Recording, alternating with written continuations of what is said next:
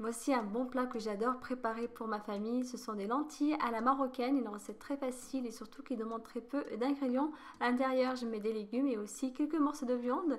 Croyez-moi, il plaît à tout le monde et en plus de ça, vous pouvez très bien les préparer et les congeler. Ça vous fera toujours gagner du temps.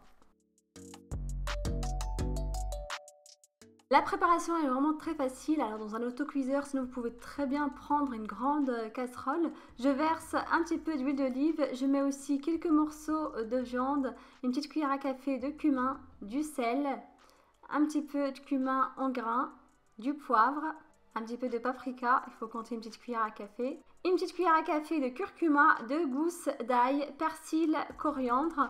On mélange tous les ingrédients ensemble et on va les faire revenir entre feu doux et feu moyen pendant quelques minutes. Je rajoute 2 tomates râpées, vous pouvez très bien mettre des tomates pelées en boîte de conserve, quelques navets, des carottes et un petit peu de sauce tomate.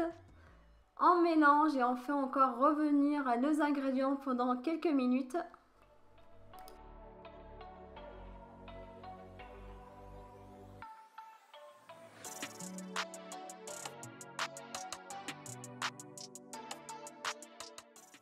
Environ 200 à 300 g de lentilles qu'il faut d'abord rincer à l'eau froide. Je verse 1 à 2 litres d'eau selon la quantité de lentilles que vous aurez utilisées. On mélange et on laisse le tout entre feu doux et feu moyen pendant environ 25 à 30 minutes. Bien sûr, surveillez bien la cuisson.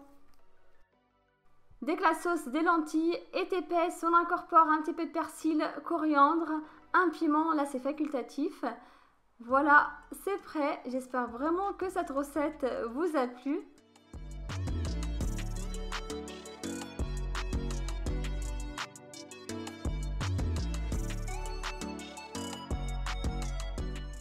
Si vous souhaitez les congeler, je vous invite à utiliser des boîtes spécialement pour la congélation et surtout d'attendre à ce que les lentilles soient bien froides avant de les mettre dans la boîte et ensuite il ne vous restera plus qu'à les congeler. À la décongélation, je vous invite à bien les sortir le plus tôt possible du congélateur et ensuite il ne vous restera plus qu'à les passer soit au four sinon directement dans une grande casserole. Voilà, j'espère vraiment que vous allez refaire cette recette.